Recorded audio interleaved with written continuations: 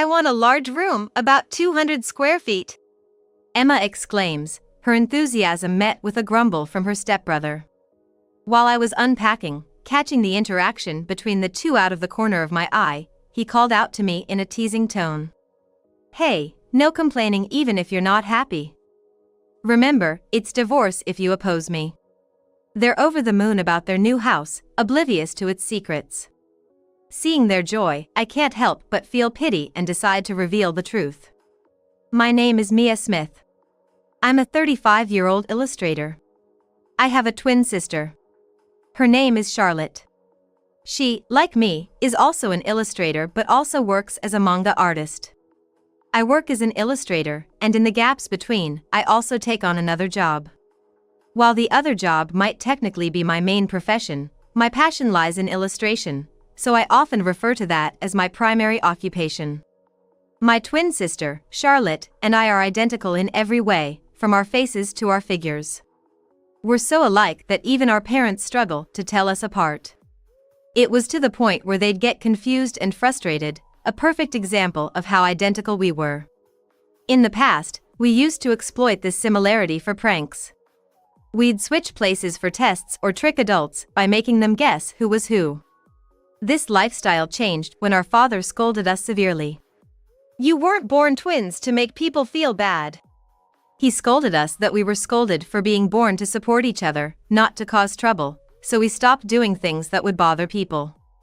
Seeing the sad faces of our father and mother at that time made us realize that we were truly doing something wrong. Since then, we've never used our identical appearance to hurt anyone. It's a sign that we've grown up. I'm single, while Charlotte is married. I'm cautious when it comes to seeing men as romantic prospects, but Charlotte has always been more inclined towards love. She has often been deceived by the wrong guys, turning to me for comfort. However, her current husband is a great guy and understands her personality and career and cares deeply for our family. His name is Jack Johnson. They met through a friend, and Charlotte fell for his sincerity and kindness.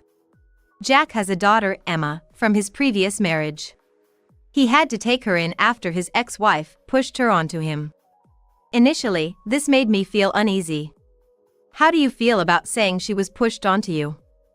Emma is your precious daughter, isn't she? You're right. She's more important to me than my own life. But Emma is a girl, and with my job requiring frequent travel, the house often ends up empty. Being a man, I thought she'd be better off with her mother. I figured it's better for her to feel loved by her mother than to be lonely with me. Back then, I wasn't confident about raising her on my own. As my brother-in-law spoke of his complex circumstances, his face contorted with emotion, I apologized.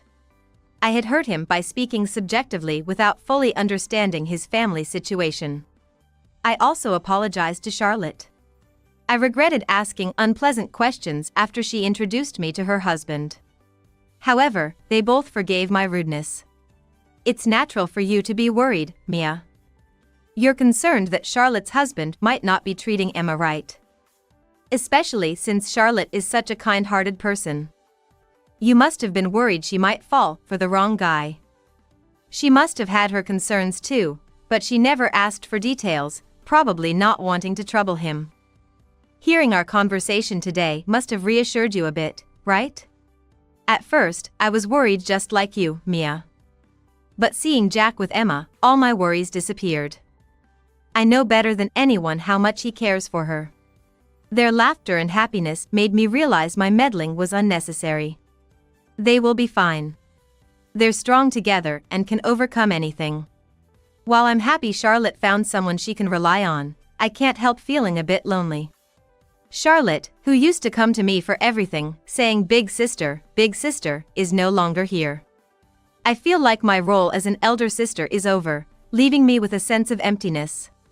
But seeing Charlotte happy is what matters most to me. Feeling this sincerely, I implored him, please, take good care of Charlotte. In response, he promised, I will cherish her for life. We then chatted about casual things. Jack shared more about Emma and the circumstances of his divorce. His job kept him so busy that he couldn't be involved in household chores or childcare. Jack said that the inability to spend quality time together as a couple led to strains in our marriage, ultimately resulting in divorce. As I climbed the career ladder, I became more work-oriented, putting a lot of burden on my wife. He confessed, acknowledging that it was understandable why she left him. But when the conversation shifted to Emma, his face lit up with a father's pride. She might be a bit of a mischief maker, but she's essentially an honest, lovable child. I think you, Mia, would get along well with her. Saying this, my brother-in-law showed his doting parent side, which made me smile involuntarily. Seeing Jack's devotion to his family reassured me that he would take good care of Charlotte. If Charlotte is happy, that's all that matters to me. From then on, I decided not to interfere in their lives unnecessarily. That was until the day Charlotte came to me in tears. It was a day of heavy rain, so intense that the weather forecast had issued a flood warning. I didn't expect any visitors and was leisurely working at home when suddenly the doorbell rang. It wasn't a delivery, nor had our parents mentioned visiting. If it were Charlotte, she would have called in advance. Wondering who it could be on such a day, I cautiously checked the intercom and saw Charlotte, drenched in the rain. It's the first time that Charlotte, who usually contacts me in advance, has visited my house without any prior notice. I hurried to the door, and as soon as I opened it, Charlotte threw her arms around me. Charlotte, what's wrong? You're soaking wet. Big sister, help me. I was confused by her sudden emotional outburst in the entrance of my apartment. Living in an apartment complex, this was the entrance area.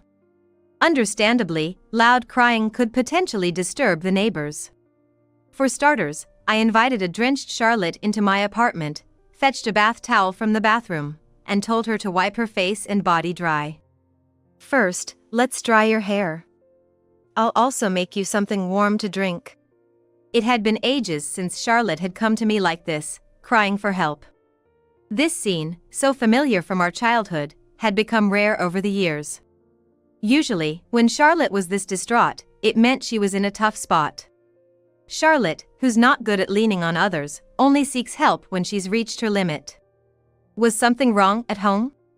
While these worries grew in my heart, I first prepared to warm her up. After getting the bath ready and making sure she was warmed up, I called her out.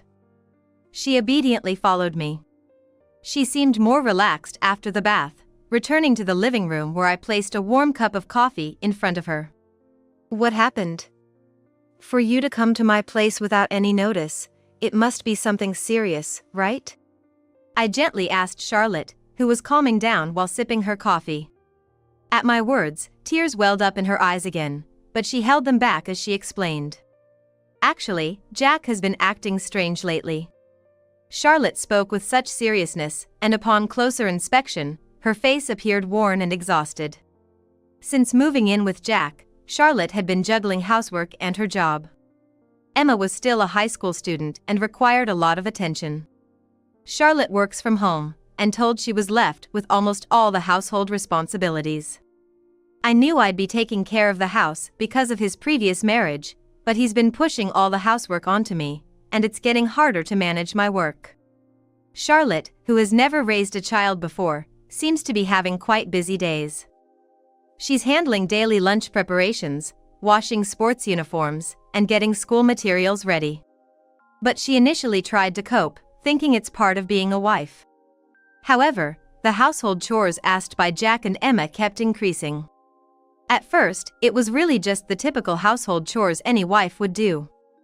But gradually, it turned into preparing things for Jack's work, getting Emma ready for school, and it even escalated to running errands, giving massages, and being ordered around to fetch things. Both started to look down on her for working from home, with Jack even resorting to emotional abuse, saying, "I'm the one providing for you." Charlotte was told that as long as she didn't contribute financially, she had to obey Jack and Emma unconditionally. If Charlotte defied him, it'll mean immediate divorce. This way, they controlled her, pushing her into a corner. Emma seemed nice at first, but when Jack started treating me like this, she began to see me more like a servant. Charlotte described how Emma would complain about even minor things forgotten in her school preparation and continuously criticize the food. The only time she felt appreciated was in the first few days after their marriage. Overwhelmed by the unfairness, Charlotte asked Emma to do some things for herself, only to be met with cold stares and scolding. Charlotte, you're just sitting at home with your remote work, right? I'm giving you tasks to do. Yet, how can you look so stressed? Dad's much busier and has it tougher. How can you even show a tired face? It's unbelievable. Aren't you being provided for by Dad? That night, Emma reported this to Jack, and Charlotte faced his wrath. Since then, she never dared to ask Emma to do anything. Fearing that Jack would find out and mentally corner her further, Charlotte endured in silence. Our job as illustrators depends a lot on our mental state. Whether I can work effectively or not is greatly influenced by my mental state. When I'm mentally drained, there are times I can't draw anything for even a week. She confessed to me, in tears, that the constant scolding and fear had made her afraid to even pick up her brush. Unable to create satisfactory work, she felt she was letting her clients down. Since then, Charlotte had been enduring a life she feared would become unbearable. She continued to make lunches for Emma, which she didn't even want to make, and took care of Jack's work preparations, all the while trying to avoid any sort of conflict. She shared how she spent her days always on edge, trying not to anger Emma or Jack. But instead of gratitude, they began criticizing her work, adding to her misery. Why is the lunchbox filled with just frozen food? I tell everyone at school that I make my own lunch. Charlotte, you need to help keep up this act. If they find out it's frozen food, I'll be embarrassed at school. Emma will be the odd one out. This dress shirt's collar is stretched. Can't you even iron properly? The previous wife would have done this perfectly. The Jack and Emma I knew before the marriage seemed like entirely different people. I had thought Emma was such a kind and sweet girl until she and Charlotte got together. But now, the reality was starkly different. It was almost like a fraud, and I couldn't hide my shock at the story. What should I do? I'm scared to be with them. I don't want to go back to that house. Charlotte clung to me, crying. I felt a surge of anger. It was unforgivable. Treating my dear sister this way, using her as a punching bag for stress relief, I just couldn't stand it. I gently hugged Charlotte, stroking her hair to comfort her. It's okay. I will definitely help you. I was determined to pull her away from Jack and protect her from those demons. But how? I pondered over how I could be of any help to Charlotte. That's when my eyes fell on an elementary school album. It reminded me of the time when we were scolded by Dad for mischief, right before our graduation, with photos of our pranks included. An idea struck me, and I proposed something unexpected to Charlotte. Remember the switcheroo we used to do in elementary school? Yeah, but why? Let's do it. You and I will switch places for a month. I'll live in that house as you, and you go to our parents' house, explain everything, and convince them. You want to end things with him, right? Are you serious? If Jack and Emma find out we've switched, who knows what they'll do to you? I'll be okay. There's no way they'll find out. But to do this, Charlotte, you need to be prepared. This will most likely lead to a divorce. Are you ready for that? Do you have the resolve to leave him? I advised Charlotte to think about herself for once. It was a sudden plan. She needed time to sort her feelings, and asked for some time to think and left. Even after returning home, Charlotte's life continued to be like hellish slavery, and it seemed her anger had reached its limit. She later contacted me, wanting to go ahead with our plan. Since I had a major event in a month, the timing seemed perfect, so we decided to execute the plan. I'll take care of the rest. We swapped the essentials while Jack and Emma were out, and Charlotte went back to our parents' house. I proceeded to cancel my apartment lease, ready to start the switcheroo. Within a month, I planned to gather evidence to favor Charlotte in the divorce and show those two a piece of hell. They had hurt my dear sister, I wasn't going to let them get away with it. That night, the first incident happened. What the hell is this with the bath? Jack bellowed as I was having dinner with Emma. Jack always takes a shower as soon as he gets back from work. He used to instruct to have the shower running before he arrived home to warm up the bathroom. What? Leave the shower running? Isn't that a waste of water? His dissatisfaction with just a minor bath preparation mistake was beyond my comprehension. What? Are you stupid? It's obvious that you should start the shower right before I get home to warm up the bathroom. How many times do I have to say I want to shower immediately when I get back? You're useless.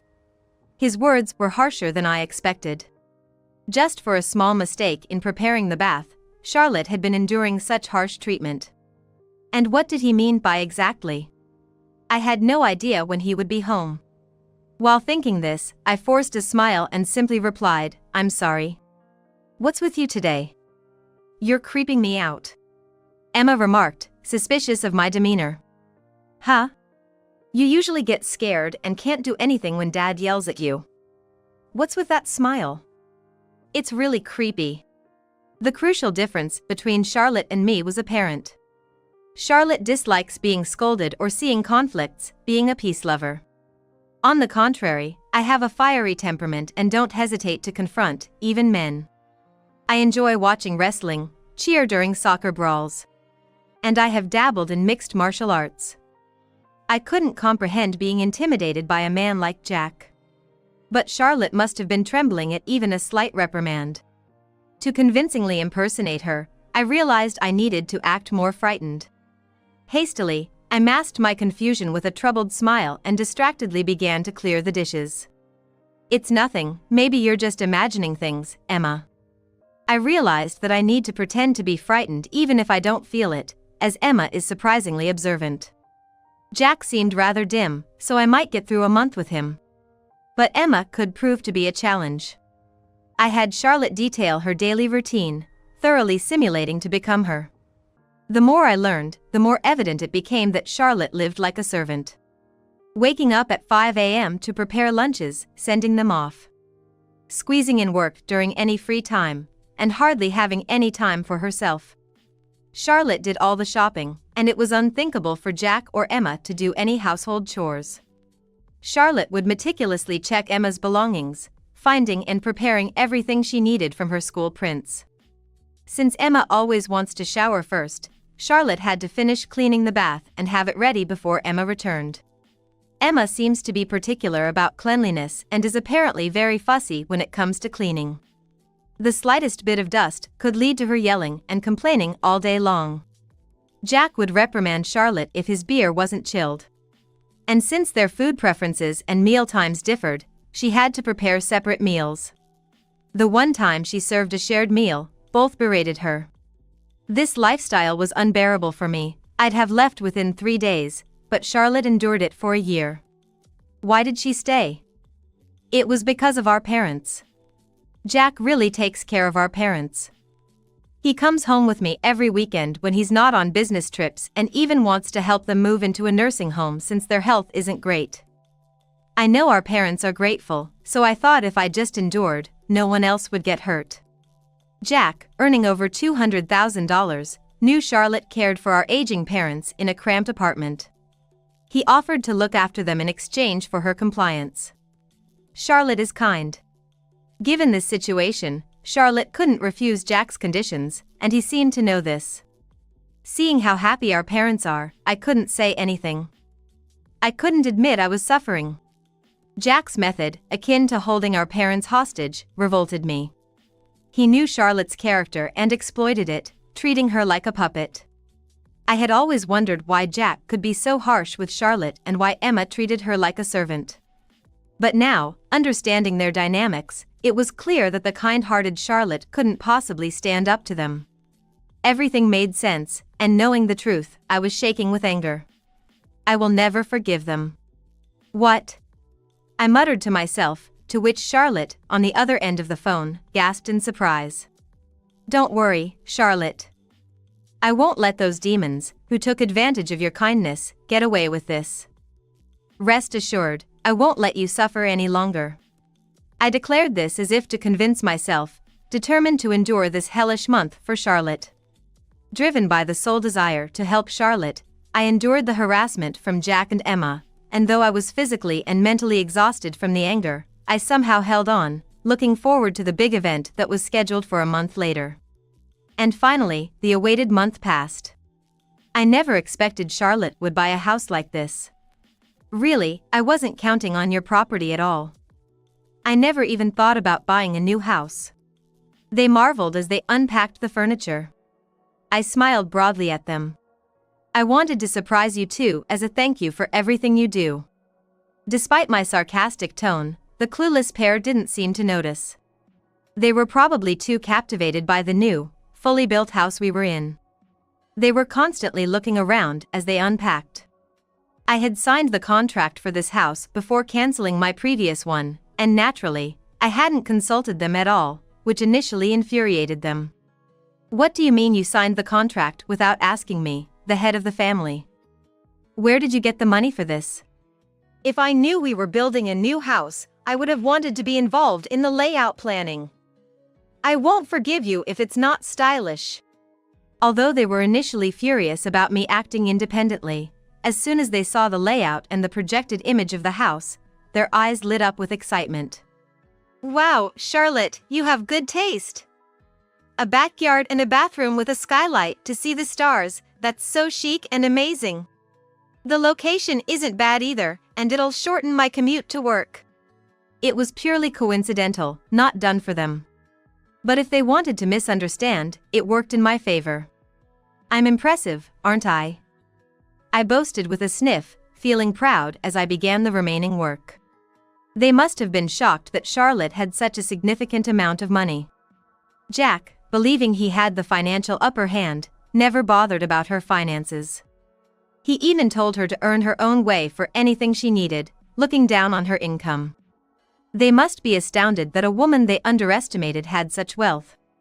I could easily guess they might start plotting to get their hands on it. But I wouldn't let that happen. This was the end of their hellish treatment of Charlotte. Hiding my joy at finally being able to free Charlotte, I struggled to contain my elation. Meanwhile, Jack and Emma excitedly discussed room assignments. "I want a large room, about 200 square feet. Emma, that's not fair. I wanted that room too." They mistook the house as their own, gleefully making plans. As I chuckled at them, they looked at me as if wondering what was going on. "What's so funny all of a sudden? You're weird. Charlotte probably thinks it's strange for you to have that room, Dad. You just don't suit it, that's why she laughed, right? Nonsense. Charlotte is my wife, she wouldn't dare defy me. Remember, it's divorce if you do." Watching them laugh carelessly, I let out a loud laugh myself. "You too, what exactly are you misunderstanding here? Huh? This is my house, not yours. What are you talking about? Have you finally lost your mind? I'm perfectly sane and not broken at all. I just don't understand why you two think you're living in this house. Why wouldn't we? I'm the husband and Emma is the daughter. It's only natural for us to live together." "Huh? I'm single, who exactly have you been mistaking me for all this time?" At that moment, they looked at each other, completely baffled by the situation.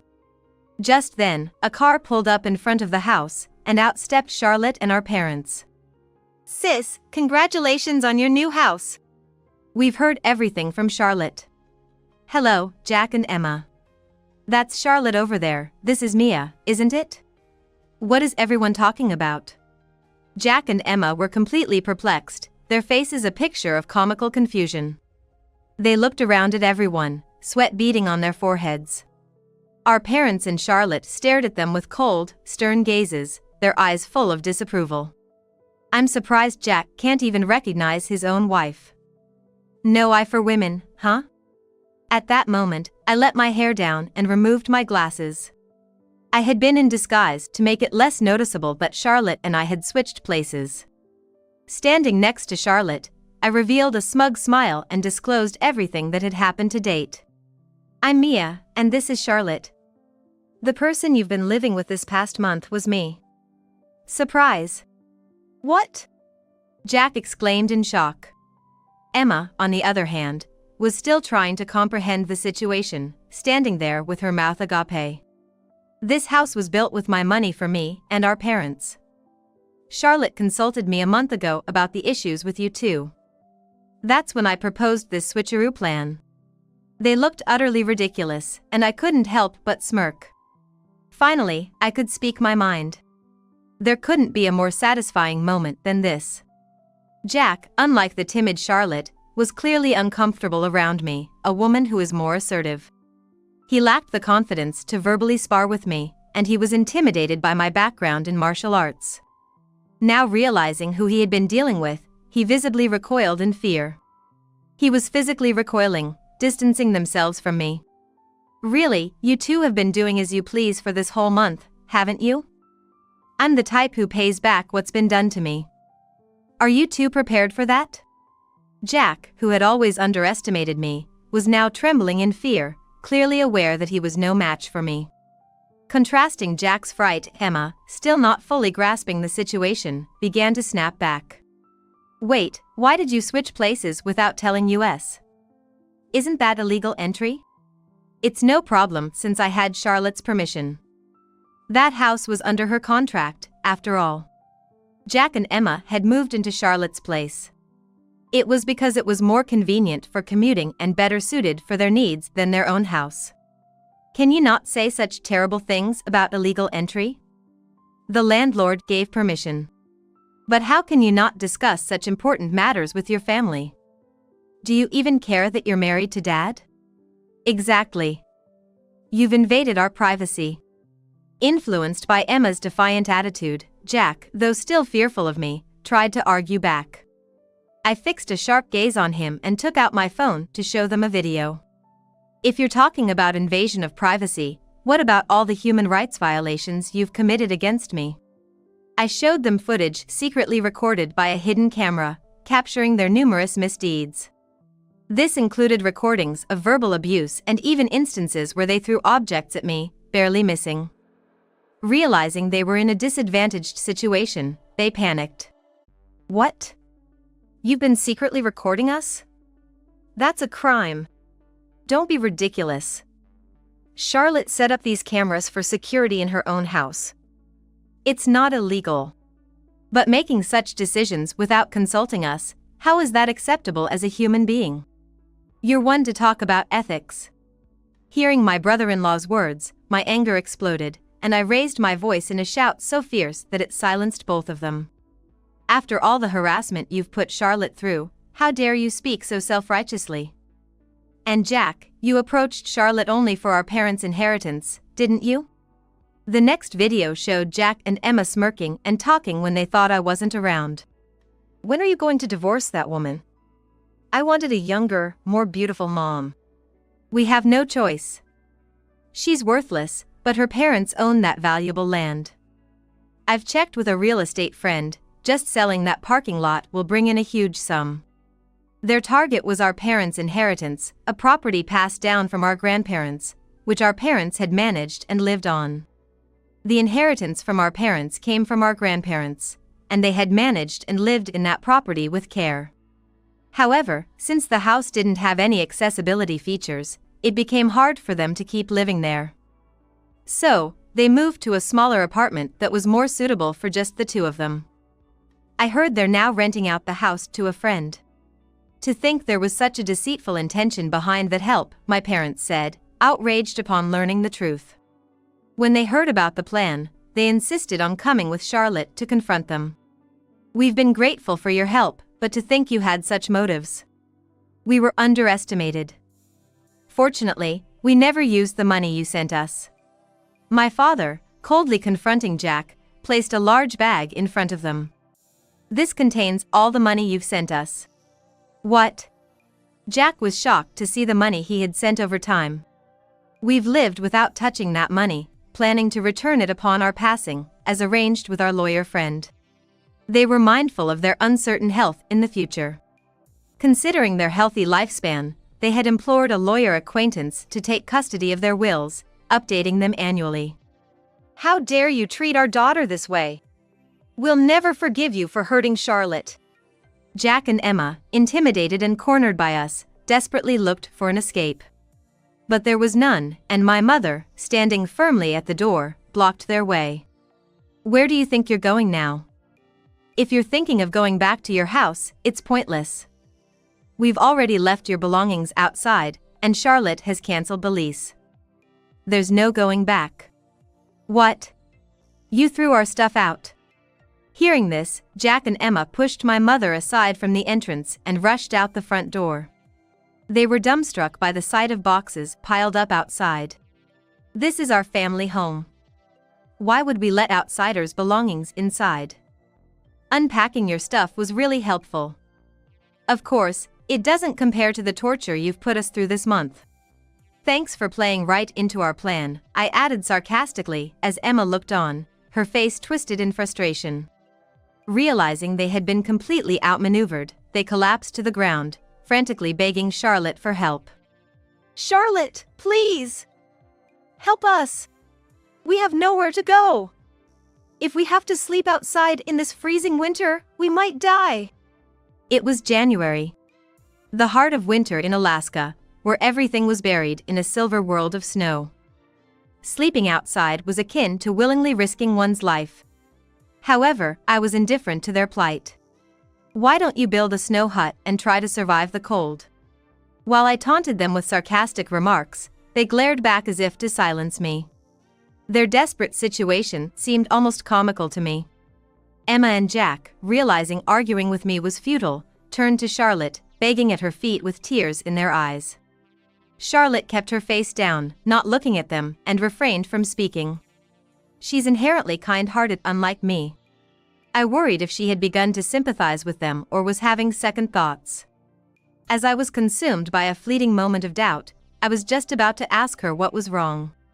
Charlotte raised her head, broke free from their grasp, and confronted them with stern words. "I want nothing to do with people like you anymore. We're getting a divorce. I've recorded everything, including the way you've treated me, and I'll be sure to claim a substantial alimony." She was usually compliant, so her unexpected defiance left Jack and Emma speechless, surprised by her sudden strength. This was the first time she'd ever spoken back so harshly. Breathless with excitement, Charlotte seemed to surprise even herself. I couldn't help but laugh, feeling proud of her growth. "Well said, Charlotte. Be prepared, you too. I won't forgive you for what you've done to my family. There's no apology that can make up for it." My words crushed their last bit of resistance, leaving them in tears and a state of shock. Thus, Charlotte was successfully freed from Jack and his daughter. They tried to reach out to Charlotte for help, but my father turned them away at the door, and a lawyer we hired swiftly initiated the divorce process. Thanks to the excellent lawyer, the divorce and alimony claims were handled efficiently. Afterward, Jack and Emma were left without a place in the community. In a small town like ours, news travels fast, and their bad reputation spread quickly. Their bad reputation had spread throughout the neighborhood, and I heard from Charlotte that Emma was now infamous at school, labeled as a troublemaker, making it impossible for her to continue living in our town. Having successfully severed ties with them, we are now living happily and peacefully. Charlotte moved in with us and is thriving as a successful comic artist.